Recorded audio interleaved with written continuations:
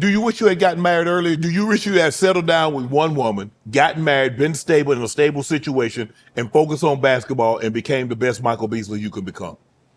Says Tim Duncan? Huh? Says Tim Duncan? Yeah. Says Kevin Garnett? Yeah. Says, how many times you been divorced? I've never been married. So why do I gotta get married? You don't want to do anything? Do I want a family? Yeah, I tried for a family, but now, like I said, for me to wish I did over was disrespect the lessons. I don't care about what happened, and I learned what I learned. You learn what you learned. And then, right? But now, going forward, I don't trust these women to be honest.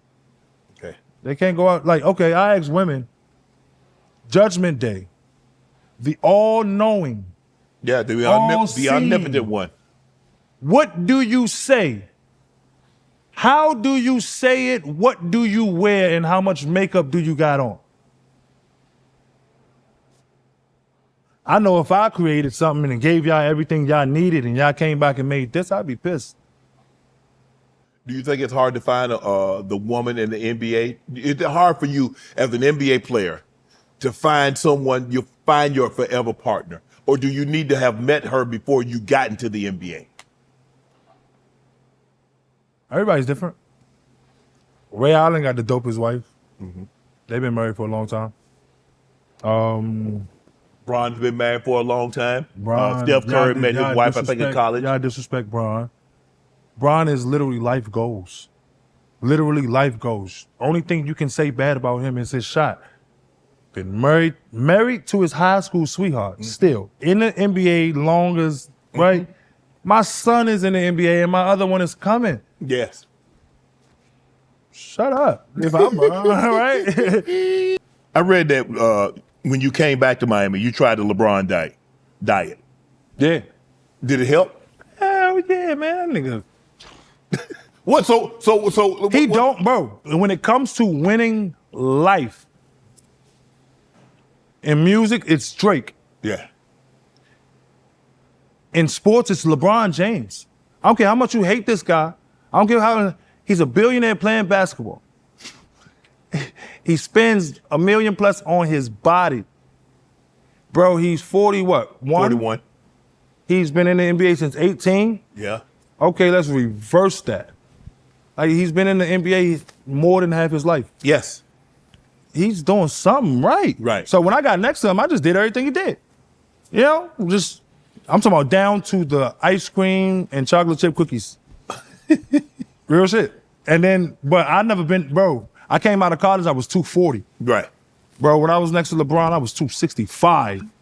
4-5% body fat, just walking around, but it didn't fit for because I don't play like him. He played more brute and I'm more finesse. So that kind of got in the way, but yeah. I love, man, listen, bro. You love the way you look, it felt good. I used to go home with no shirt.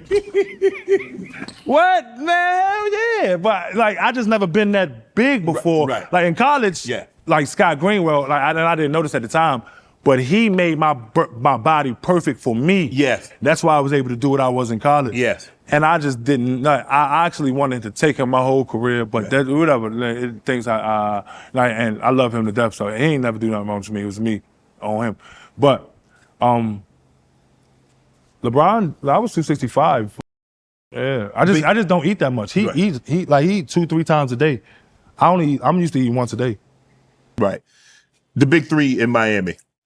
How upset when you they traded to get LeBron and Bosh? Very. Bro, I was the one that made it happen.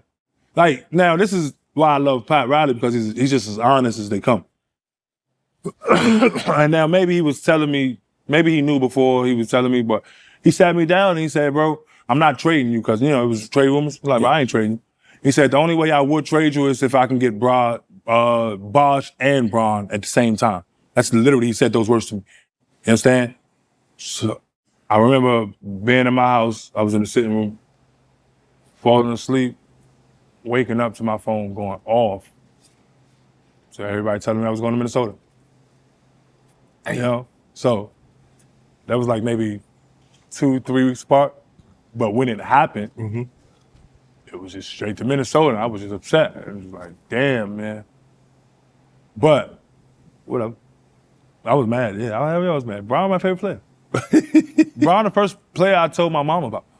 Bron is the reason I spoke to my mom about basketball for the first time. You understand? Like, we was at the track, and Stink came to me and KD was like, bro, he's 240 and he's 6'8". And we just was like, oh my God, he doing that. He, I went home and I told my mom, bro, I want to be that. That's the first time I ain't want to be a rapper no more. Real shit. Cause like back then, everybody outside was centers. Bron had helped me and KD. Like, cause Stink was working on me and KD. Stink used to always tell KD, when you dribble 5 feet. You understand? So it was a brand new thing for somebody our height to be but when we saw LeBron, we said, oh no, nigga, yeah, we coming right after that, yeah. Now I remember telling my mom that, and she was like, bro, I don't know who the fucking LeBron James is, or you know, so LeBron was my favorite person my whole life. You got an opportunity to play with LeBron. you go back to Miami, and before we get to that,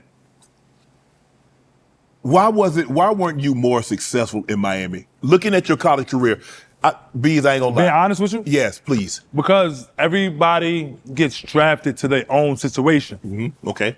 Pat Riley is so smart that he tricked you guys and just won 17 games the year before. The year before that, he was second round, and the year before that, they won a championship. Right. We were still in the D Wade era. Right. So when D Wade got hurt, they tanked 17 games to try to get if you look at the demographics, Utah was running the, right? Darren Williams and Carlos Boozer. Yeah. They drafted me to beat Carlos Boozer. I used to watch Carlos Boozer and Karl Malone until I fucking throw up. I used to try to tell you see how narrow my shoulders is? Nowhere in hell could my shoulders get that wide. I can get strong, but wide. Yeah. And I used to tell them all the time, it's like, bro, I can be that effective, but just my way. Yeah. Spo and, I love Spo. Spo and Rothstein, and they were so anxious to get back to the championship and curate D Wade that they just forgot about me. And then I didn't help get in trouble, so that part. But there's a lot of getting in trouble in Miami, huh? No, I didn't get in trouble like y'all think.